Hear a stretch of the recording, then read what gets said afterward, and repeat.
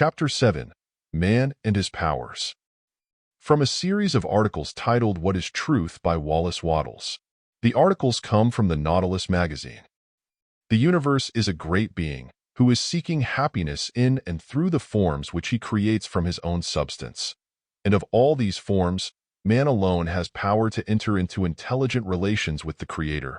To state it in other words, the great intelligence is seeking happiness in you, and you have power to cooperate intelligently with him in the search. That is what makes you man, the power to work with God in the search for happiness.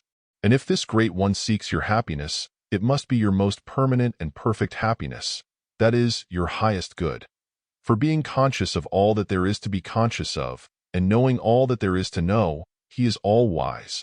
And we cannot think of the all-wise as seeking anything less than the highest good, or as being satisfied with anything less than the highest good. As far as your physical body is concerned, the highest good that can come to you is unquestionably perfect health.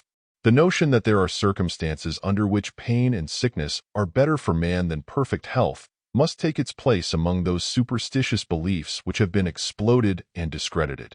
Pain and sickness may be good for man if he takes them rightly, but perfect health is always far better if he takes that rightly. And it is a self-evident proposition that God can find complete delight in man only as man is completely whole. The great intelligence, then, seeks perfect health and wholeness in you. And the substance of the living one, filled with life and power, presses up on you on every side, seeking to impart life and power to you. But you, being a portion of that great intelligence, are supreme within your own personality, and so you will have health or not as you receive and recognize this health of God.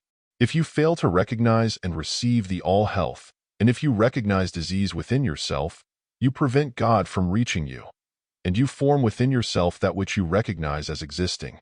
If you continuously recognize the perfect health of the intelligent substance, in which you live and move and are, and of which you are a part, you cannot be otherwise than well. It is another self-evident truth that man's highest good demands that he should have the use of all the things he is capable of using in order to live all the life he is capable of living. Man's highest good and his real happiness can be attained only when he has abundance for every physical and mental need. Just as it is true that God cannot fully delight in you if you are physically sick, so it is true that he cannot find happiness through you if you are mentally or physically starved, or lacking the essentials for life, growth, and enjoyment. Happiness consists in living fully, and God can live fully in you only when you have everything to live with. So, the desire of the Great One for you must be that you shall have abundance. But here again you are supreme within yourself.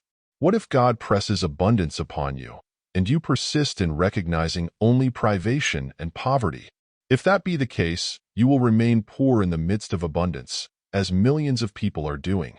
And to be poor or in want is to oppose the will of God, who seeks happiness in all and for all.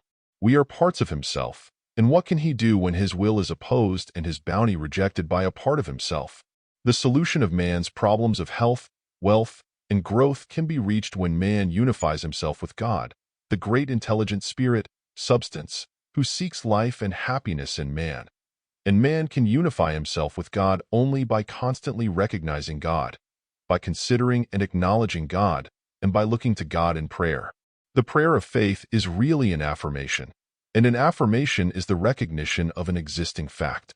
When you live in constant and conscious contact with the great intelligent substance, you can have no sickness, and his desire for happiness in you will cause the exertion of that mighty will pressure to bring to you all the things that make for your highest good. The man who can completely unify himself with the divine substance becomes a center toward which the divine will impels every desirable thing, and that man will not and cannot lack for anything. The universe is a great being, an intelligent substance, occupying space and using time. His desire leads him to create forms from his own substance, and in these forms he seeks happiness. Man has but to unify himself with this great being to secure the supply of every need and the gratification of every desire. Man only needs to learn how to pray and how to work. End of article.